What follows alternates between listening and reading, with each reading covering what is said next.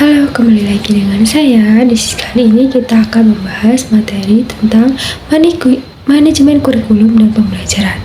Apa sih manajemen kurikulum itu? Manajemen kurikulum merupakan sistem pengelolaan atau penataan terhadap kurikulum secara kooperatif, komprehensif, dan sistematik yang dijadikan acuan oleh lembaga pendidikan dalam rangka mewujudkan ketercapaian tujuan kurikulum atau tujuan pendidikan. Nah, dari manajemen kurikulum itu ada ruang lingkupnya ya loh. Ruang lingkup manajemen kurikulum yaitu merupakan bagian integral dari kurikulum tingkat satuan pendidikan dan manajemen berbasis sekolah. Lingkup manajemen kurikulum adalah perencanaan, perorganisasian, dan pengevaluasian. Yang pertama yaitu kurikulum tingkat satuan pendidikan atau KTSP. KTSP lebih mengutamakan untuk merealisasikan dan merelevansikan antara kurikulum nasional, standar kompetensi atau kompetensi dasar dengan kebutuhan daerah dan kondisi sekolah yang bersangkutan, sehingga kurikulum tersebut merupakan kurikulum yang integritas dengan peserta didik maupun lingkungan di mana sekolah itu berada. Yang kedua, manajemen mutu berbasis sekolah atau disingkat dengan MBS. Manajemen peningkatan mutu berbasis sekolah merupakan pendekatan baru dalam pengelolaan pendidikan yang lebih menekankan pada kemandirian dan kreativitas sekolah atau satuan pendidikan.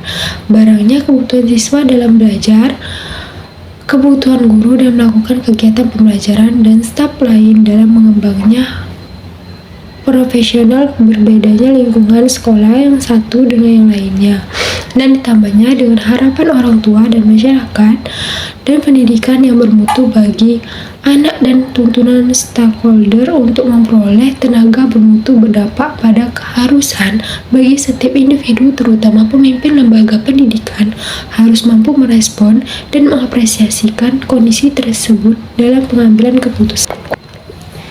Nah, dari materi tadi ada prinsip kurikulum loh. Prinsip kurikulum yang pertama itu prinsip relevansi.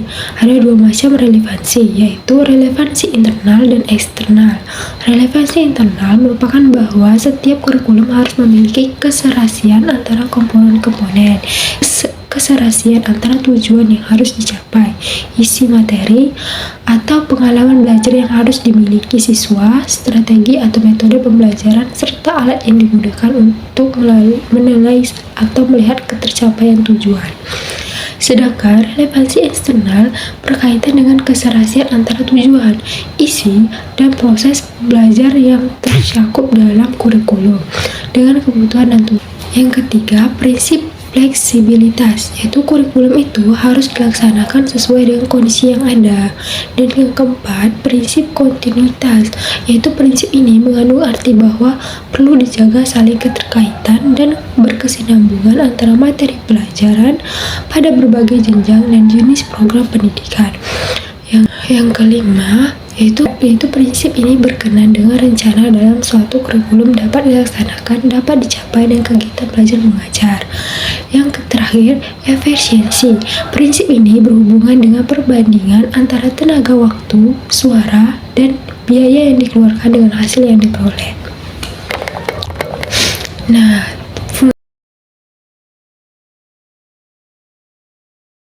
fungsi manajemen kurikulum yaitu ada berbagai fungsi. Yang pertama, fungsi penyesuaian, bahwa kurikulum harus dapat mengantar siswa agar mampu menyesuaikan diri dalam kehidupan sosial masyarakat. Fungsi integrasi, bahwa kurikulum harus dapat mengembangkan pribadi siswa secara utuh, kebutuhan kognitif, efektif, psikomotor harus berkembang secara terintegrasi. Yang ketiga, fungsi diferensiasi, bahwa kurikulum harus dapat melayani setiap siswa dengan segala keunikannya, sebab siswa adalah organisme yang unik, yakni memiliki perbedaan, baik perbedaan minat, bakat, maupun kemampuan. Yang keempat, fungsi persiapan, bahwa kurikulum harus mampu memberikan pengalaman belajar bagi anak, baik untuk melanjutkan pendidikan ke jenjang yang lebih tinggi maupun untuk kehidupan di masyarakat. Yang kelima, fungsi pemilihan, bahwa kurikulum yang dapat memberi kesempatan kepada siswa untuk belajar sesuai dengan bakat dan Komponen kurikulum yaitu tujuan yang ingin dicapai oleh pendidikan. Komponen tujuan berhubungan dengan arah atau hasil yang ingin dicapai atau diharapkan. Yang kedua, isi kurikulum. Isi kurikulum menyangkut semua aspek yang berhubungan dengan pengetahuan maupun materi pelajaran, biasanya tergambar pada isi setiap mata pelajaran yang diberikan maupun aktivitas dan kegiatan siswa. Yang ketiga, metode atau strategi pembelajaran. Strategi berkaitan dengan upaya yang terus dilakukan dalam rangka pencapaian tujuan.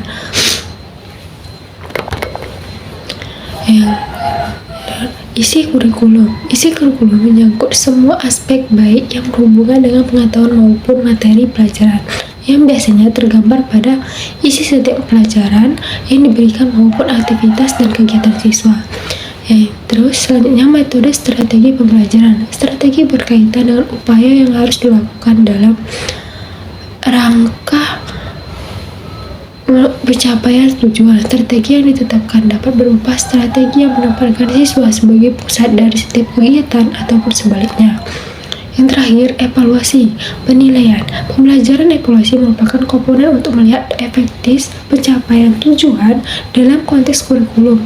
Evaluasi dapat berfungsi untuk mengetahui apakah tujuan yang telah ditetapkan telah tercapai atau belum, serta apakah kurikulum membutuhkan perbaikan atau tidak. Evaluasi kurikulum merupakan pemeriksaan secara terus-menerus untuk mendapatkan informasi yang meliputi siswa, guru, program pendidikan, proses pembelajaran untuk mengetahui tingkat perubahan siswa dan ketetapan keputusan tentang gambaran siswa dan aktivitas program yang dievaluasi adalah sebagai berikut: proses analisis kebutuhan dan kelayakan, proses perencanaan dan pengembangan, proses implementasi atau pelaksanaan, dan proses evaluasi kurikulum, dan yang terakhir proses perbaikan kurikulum.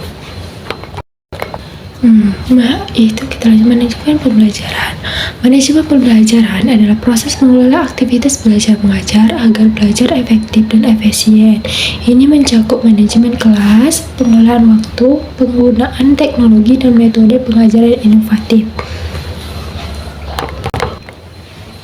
Seseorang pendidik yang baik harus bisa menciptakan lingkungan belajar yang kondusif. Ini termasuk menjaga disiplin, menciptakan suasana yang positif, dan mendukung interaksi antara siswa. Selain itu, manajemen untuk juga penting memastikan bahwa setiap materi bisa disampaikan dalam waktu yang tersedia tanpa terburu-buru atau berlarut-larut. Manajemen kurikulum dan pembelajaran yang efektif adalah kunci untuk mencapai tujuan pendidikan.